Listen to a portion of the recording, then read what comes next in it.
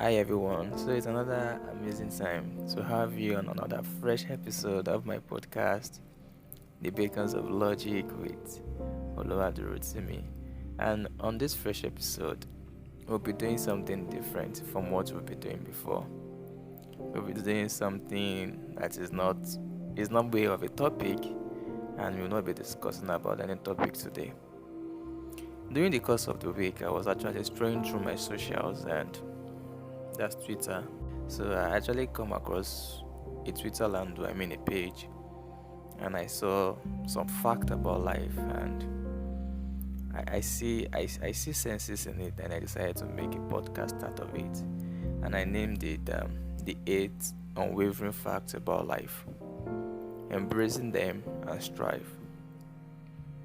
So that's the topic for today. So it's not like a topic; it's just like I actually saw some 8 facts about life, and they are fact about life we should all know.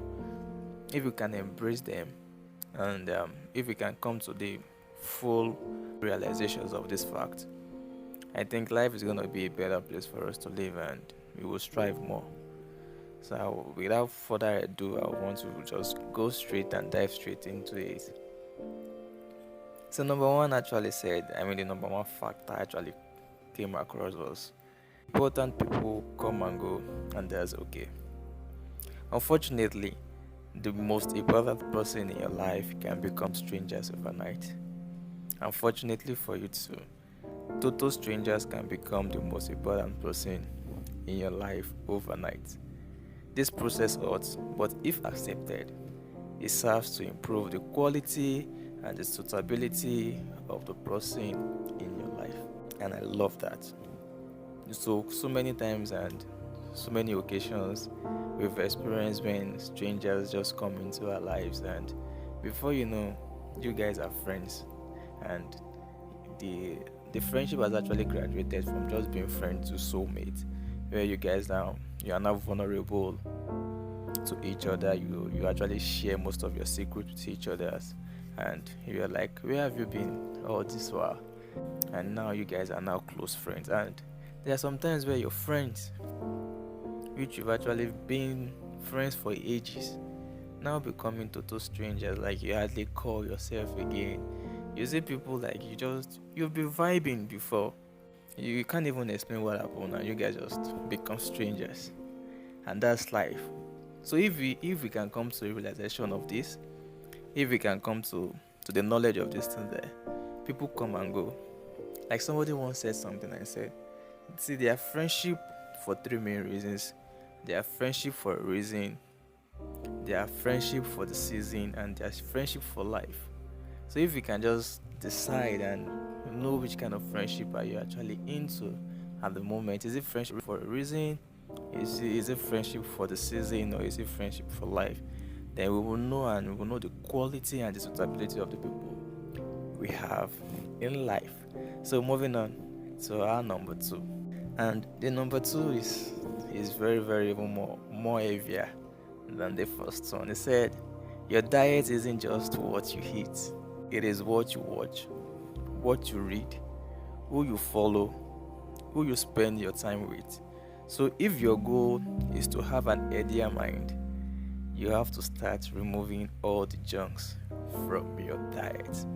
When we are always growing up, we always have this mentality we have from our social studies or home economics, when we're talking about the balanced diet, when you're always talking about the classes of food, the proteinous food, the carbohydrate, the fat and oil, the vitamins, and that's what we know as a balanced diet. For you to have an healthier mind, it doesn't require this food. No, well, it involves the food, but it does not only just end with the food. So it still go ahead to what you read, what you consume most, who you actually follow, who do you submit to, who are you looking up to as a mentor, who do you spend most of your time around with. Those are the people that actually give you an healthier mind. So you might be eating all this balanced diet, and at the same time you're not having this healthier mind. And when I mean healthier mind, what it means was your mental state. Your mental state might not be calculated by the number of or by the amount of balanced diet you are actually eating. Your mental state might just require these things: what you read, who you follow, and who you spend your time with. And it ends it with, if you want to have an healthier mind, if you want to have a stable mental state, then you start removing all the junks from your diet, and you now start eating a balanced diet. Read something good, something that edifies your heart, something, follow people that you know that they will add value to you, and you spend time around people that actually build you, develop you, and actually give you the push you need for you to have an healthier mind. You see, it's something, they are inevitable facts about life. If you can just embrace them, definitely you're gonna strive. So moving on to our number three. Our number three actually said you have to let people down to be happy. We are always of this notion of wanting to be on the good books of people. You want to be in that good books of everybody. You don't want to be in the bad books of anybody. So if people are to talk about you, you want them to be saying every nice thing. So, oh, this person is good. This person is awesome. This person is nice to be with. You want all these compliments, all these validations from people. But now this is now telling us that, see, for you to be happy, for you to actually prioritize your own happiness, so see, you just have to let people down for you to be happy, because you can't please everybody. You can't actually please everybody. If you are trying to please everybody, definitely you will be displeasing yourself, and you will be sad, because what means happiness to you might not mean happiness to another person. And he said you and your mental state are more important than your career, more money, other people's opinion, that event you said you want to attend, your partner's mood, and your family wishes. If taking care of yourself means letting someone down, then let someone down. Your self-love must always be stronger than your desire to be loved by others. We want to actually be that good guy. We want to be that good person where people can say good things about. And sometimes we're always afraid of letting people down. We want to overdo most of these things so that we can actually be in the good books of other people, whereby we are actually making people happy at the expense of our own happiness. You can't make people happy always. We just have to just come to that realization that if you want to be happier, if you want to just stay happy and have a stable mental health, we just have to just prioritize our own self-love. Like, we should let our own self-love to be stronger than our desire to always make people happy. You can't be in the good book of everybody. Some people will like you, some people will hate you. And with the fact that you're actually even still trying all your possible best to be good, you still see people still now not liking you with the attitude of being good. Some people will tell you are just too good for me. Some people actually just say it to your face, you are too good, you are too nice for me. I need you to be tough. I need you to be hard enough. You are too soft. And these are the kind of person you want to be good to. You want to be nice to, and you want them to be loved, and you want them to love you for who you are, just for being good. So just do you, be yourself, and you will be fine. So moving on to our fourth fact about life. He said, never let rejection lead to self-rejection. And I felt this one. Sometimes there's this fear of rejection every human being don't want to actually face. We don't want this thing that, oh, sorry, and unfortunately we are sorry to announce to you. Those kind of unfortunate statements, and you don't want to hear it. But it's life. You win some, you lose some. So when you are losing some, or when you are being rejected, that does not mean that you should reject yourself. They say never let rejection lead to self-rejection. Those people reject you. You yourself don't reject yourself. And I love how he actually put it. He said, A person who has experienced rejection fears rejection a lot. Yeah, people don't want to be rejected. People can't actually stand that rejection, so we are always trying our best to strive for the good, so that we don't feel rejected. We just want to stay relevant. Your life does not just go the way we planned. We face rejection, and when we are actually facing and experiencing this rejection, we fear the rejection, and we don't want it to happen again. And he said the person who has experienced rejection fears rejection, and the person that fears rejection tends to push away and run away before they can be rejected. In their subconscious mind, they have already avoided rejection. But in the reality, they have been rejected again, this time by themselves. Thinking like, so if I don't put in for it, there won't be any unfortunate statement, or there won't be any bad news emails. So you know how you just rejections email. If you don't actually apply for it, you won't get an rejection email. So you're always trying to avoid it, run away from this rejection, hoping that in our subconscious mind that we've avoided rejection. But in reality, that's not true.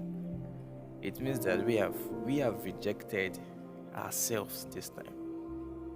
It's like you rejected yourself from that opportunity. What if you think and you say to yourself, well, maybe it should just be like the normal, usual way it used to end with that rejection email.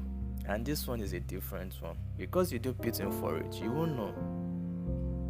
So we should never let rejection lead to self. We should never let any rejection of whatsoever, from families, from friends, from institutions, from that career, from every walks of life, anybody, we shouldn't let it lead to our own self-rejection. It happens most in relationship. For guys, I can actually say much for guys. When you're actually trying to woo this girl, and you've done this for the first lady, she said no. You went to the second lady, the girl said, oh, sorry, I don't think I can actually do this with you. She said no. The third one, you say no to. So you're like, I won't do this anymore. I think this relationship this is not for me. And the fourth one might be the one that will probably want to say yes, but because you didn't actually go for it, you won't get the yes. And you would think, I think I'm avoiding this rejection. So instead of me now going and getting another no, let me just stay on my own. Let me just be on my own. At least if I didn't go for it, I won't get the rejection. So that's how it's people. This time around, in the reality, it's not that you're actually avoiding rejection. It's like you're actually rejecting yourself and coming to a realization that yes, you are a failure and you don't want to do that. And the fifth one said, own your responsibility and own your future. You are not responsible for your trauma, but you are responsible for breaking the circles and not hurting more people because of what happens to you. There is this quote that I love so much. It said, your pain and your trauma might not be your fault. They may not actually be your fault totally, but your healing is your priority. Your pain might not be your fault, but your healing, for you to heal up, for you not to bleed on other people, is your own number one priority. You just have to take it serious. The trauma that you face might be one of those lessons life wants us to learn, but you will still wallowing in that trauma and trying to just pass on aggressions to other people, trying to bleed on other people, trying not to heal up, might want the future to suffer for the past. And the past is already in the past. We just have to heal up. Our healing is our number one priority. Our healing is our number one thing we just need to look forward to. Never control the future if you let your present to be controlled by your past. What happened yesterday might not be your responsibility, but how you behave today. That's just what I said. You just want to just make that your healing. just want to heal up from the past. Make that healing your number one priority. Make it your core responsibility for you to heal up, so that what happened in the past will not affect your present, and the present you live in now will not be at the detriment of your. Let's move on to our number 6. He said quality over quantity. Quality over quantity. So life is about quality, not quantity. What quality friends give 100 acquaintances? It's not all cases you want quality over quantity. Some people will believe like that. People always say they believe in numbers. There's numbers speak for themselves. For you having 11,000 or 11 million followers on your IG, you might look like, yeah, you've arrived. You might look like, yeah, I'm now a celebrity, I'm now a social media influencer. Having 11 million or 11,000 followers on my IG, on my TikTok, or on my Twitter handle, you might look like, yeah, you've gotten it. But do you know that when it is time for them to actually come to your rescue and come to your aid, yeah, there are high tendency that these people might not even show up.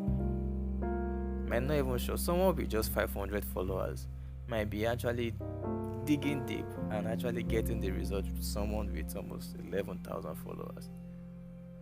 You might actually want to say, okay, you have the numbers, but when it's time for them to just come to your rescue or to come to your aid, then you now start realizing that these numbers are just quantity. They are not quality. And he said one quality relationship gives more than 100. You may just want to look at it like, yeah, it's fine, it's cool, I am now there, I'm now on top. I can't even name the numbers of friends I have. I can't even name the number of family I actually have. I'm this extended kind of person. I move around with anybody. Yeah, it's fine. You're jovial, oh cool. But will this person be able to show up for you the way you are showing up for them? So we should always prioritize quality over quantity. Quality, like even if it's just friends, and the friend is through the bad times, through the good times, you're still seeing this person. And there's nothing good as you going through life with just somebody and you are feeling like, yeah, when you are looking at your back, you are seeing this person, and this person is there for you, giving you all the old charge you need, giving you all the old backup you need. That support system.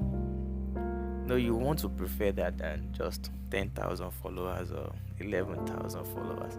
So we should always prioritize our quality,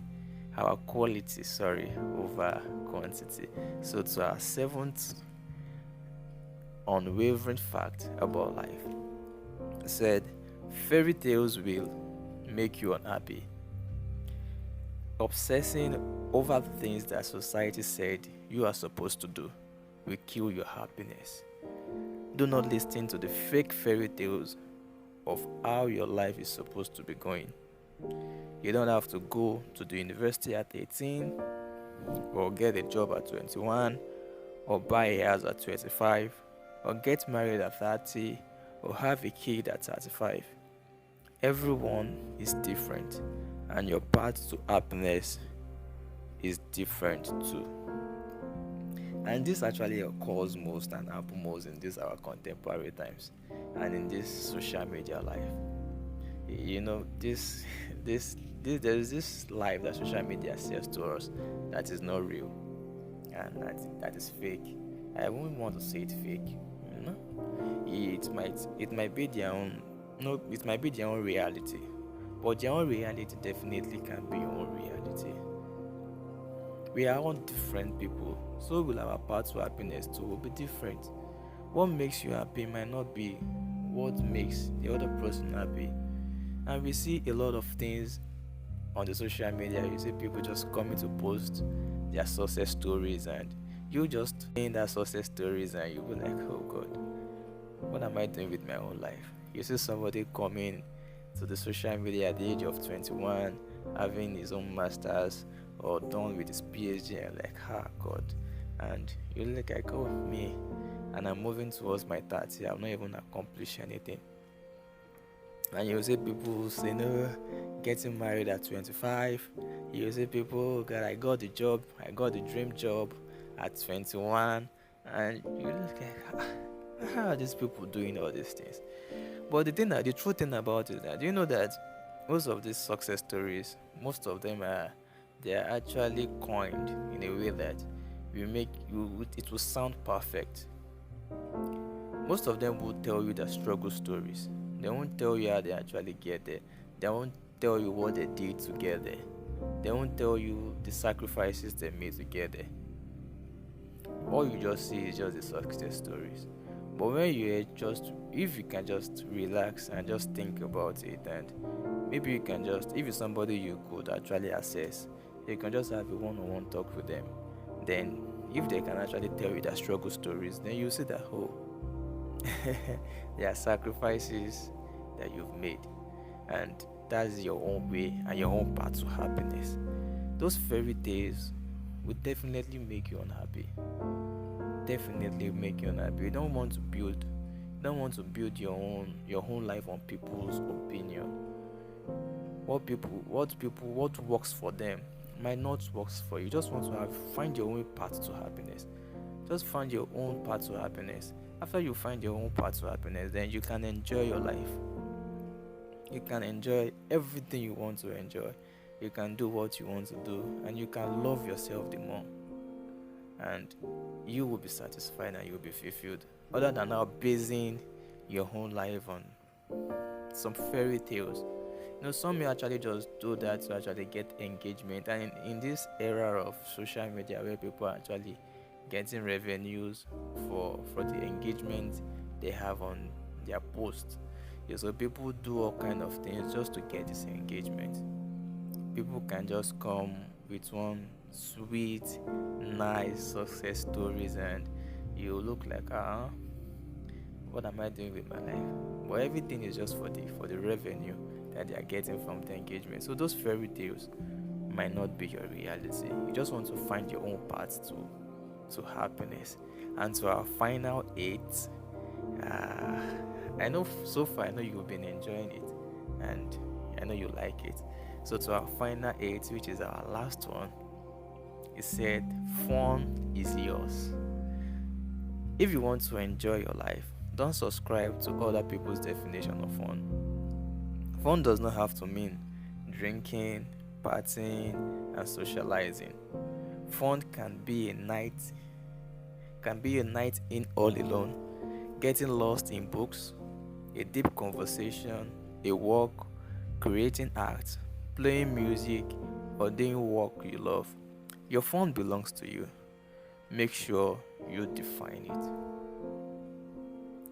Your own definition of fun should be what you do. Never let other people's definition of fun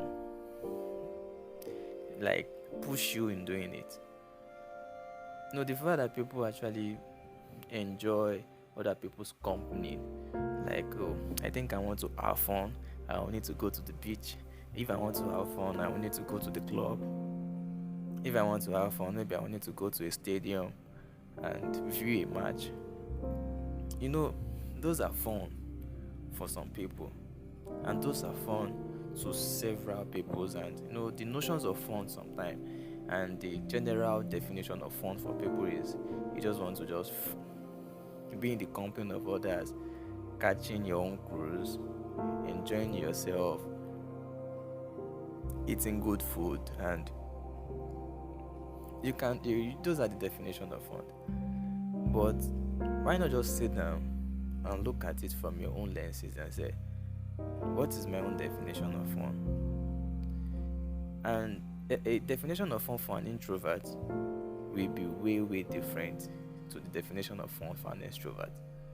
A definition for an ambivert will be different from an extreme introvert. We still have some still outgoing introverts. Everybody has their own definition of fun.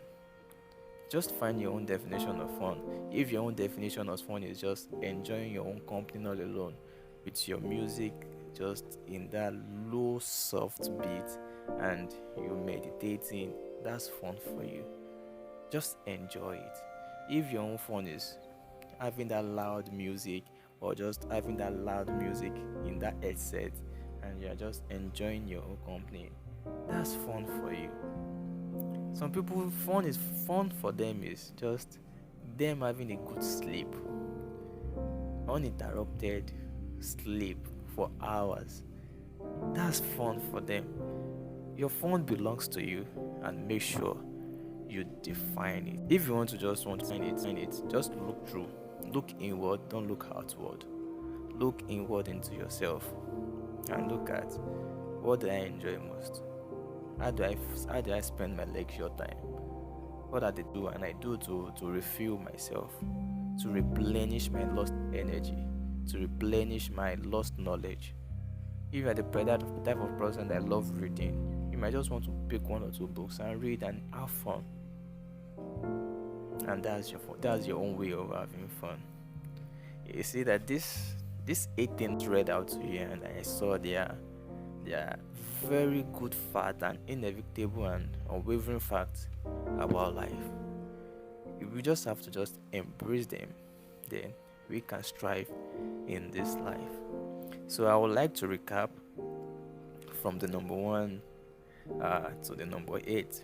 Number 1 said, important people come and go, and that's okay. Number 2, your diet isn't just what you eat.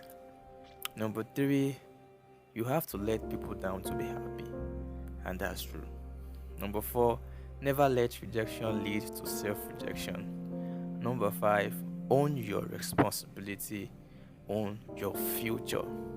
Number 6, quality over quantity. And number 7, fairy tales will make you unhappy. And the last but not the least, he said, fun, it's yours. Fun, it's yours. I want you to just meditate on these words and embrace them and strive. So I am giving credit to the page, to the Twitter land where I saw this. That's Limitless Life, and you may want to just go there and just follow them too, just to see more of this life changing and life self-discovery posts like this, and they are good. Let me know what you think about it. Kindly comment, kindly share, follow this page for more, and if you are listening on other platforms, kindly subscribe. Thank you very much, and see you in my next episode.